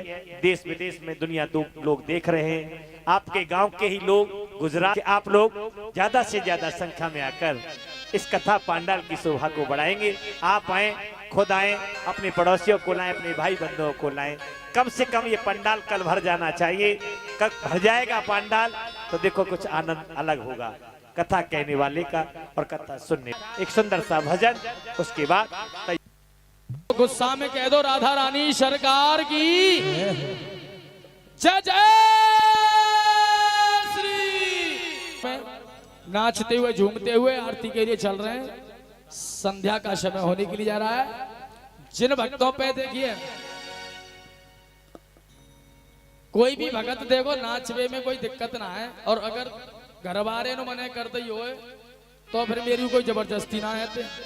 हाँ, और जिनको नाचना आता है वो मैया ठाकुर जी के दरबार में वो हाजिरी लगा लो करो, वो हाजिरी लगा लो करो। अच्छा जो करूं व्यास जी, मैं इनते हाजिरी लगाए क्यों कह रहा हूँ नाचवे की तो कोई बुराई बुराई तो ना है। हमारे सत्य बताना है कि नाचना किन किन भक्तों पे नहीं आता है वो हाथ उठा लो। नहीं आता, काव को तो ना हाथ उठ रो, सब पे आता है। और चुन्नी में आइए, बड़ा सुंदर भजन ठाकुर जी के दरबार में, और गाने लगे, कहने लगे अरे मोहन से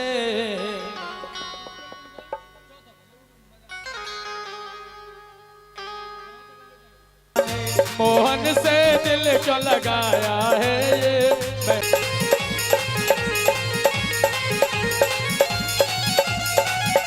हाँ नाचो सब।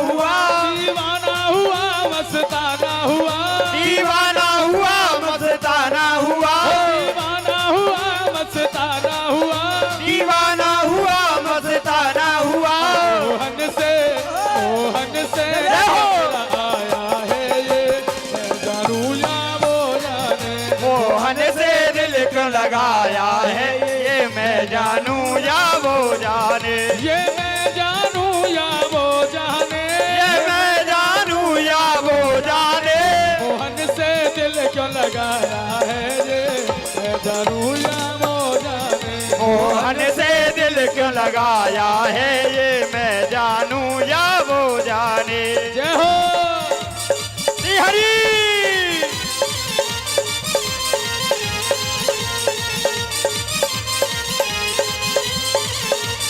तालियों की सेवा करते हुए भाव के साथ।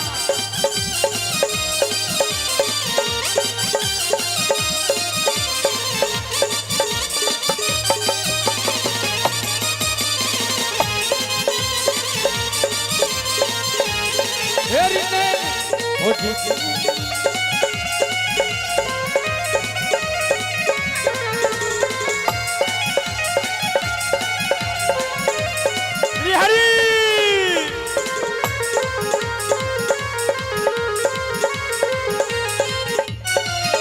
अरे जी दिल लगो मुरलिया वारो, जी दिल लगो मुरलिया वारो। और जे खड़े का जो सब नाचो, सबसे पहले तो खड़े गए और खड़े का जो सब नाचो। अरे बहना दिल लगो मुरलिया वारो, जी दिल लगो मुरलिया वारो। मुरलिया वारो, मुरलिया वारो, मुरलिया वारो मुरलिया प्यारो।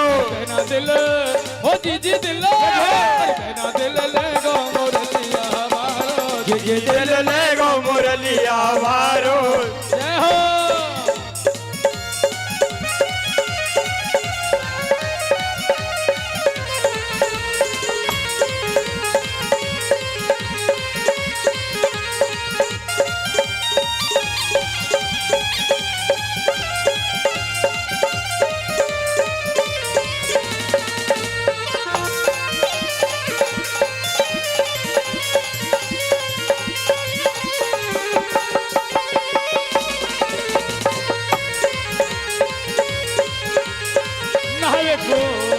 नहावे पानी में तो जमुना तिलाई, नहावे पानी में तो जमुना सिलाई। नहावे पानी में तो जमुना सिलाई, नहावे को पानी में तो जमुना सिलाई।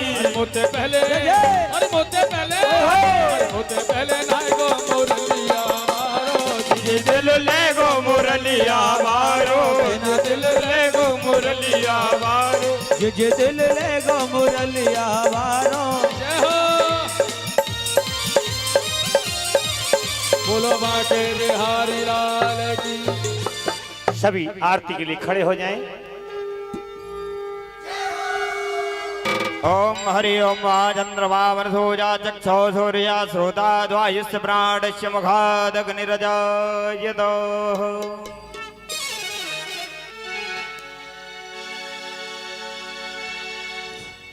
श्री भाग बिहारी तेरी आरती गाऊं। आइए। श्री बाके बिहारी तेरी आरती गाऊं। बाके बिहारी तेरी आरती गाओ। श्री बाके बिहारी तेरी आरती गाऊं। बाके बिहारी तेरी आरती गाओ। आरती गाओ प्यारे, आरती गाओ प्यारे, तुमको मनाओ। बाके बिहारी तेरी आरती गाओ। श्री बाके बिहारी तेरी आरती गाऊं।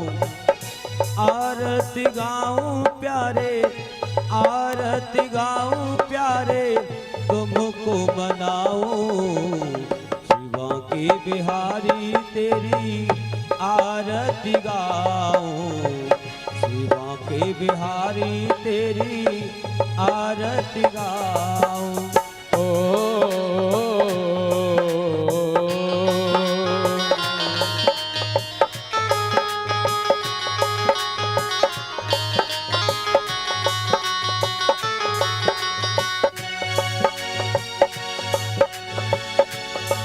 हो चरणों से निकली है गंगा प्यारी। चरणों से निकली है गंगा प्यारी। जिसने सारी दुनिया तारी। हाँ जिसने सारी दुनिया तारी। ओ उन चरणों के दर्शन पाऊं। आके बिहारी तेरी आरती गाऊं।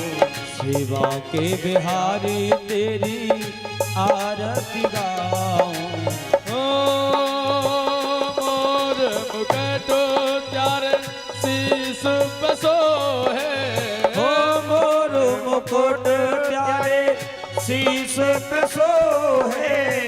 प्यारी बंसी का ढाल मेरो मन मोहे। प्यारी बंसी का नाम मेरो मन मोहे। देख छवि बल, देख छवि बल भारी में जाऊं। आके बिहारी तेरी आरती गाऊं। रे बांके बिहारी तेरी आरती गाऊं।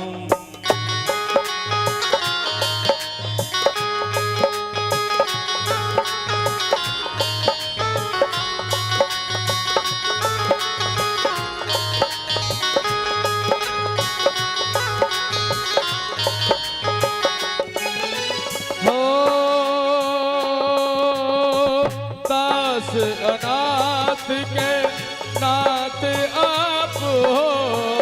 दास अनाथ के दास आप हो। दास अनाथ के नाथ आप हो। दुख सुख जीवन प्यारे साथ आप हो। दुख सुख जीवन प्यारे साथ आप हो। हरि चरणों में, हरि चरणों में शीश झुकाओ। आके बिहारी तेरी आरती गाऊं। सेवा के बिहारी तेरी आरती गाऊं।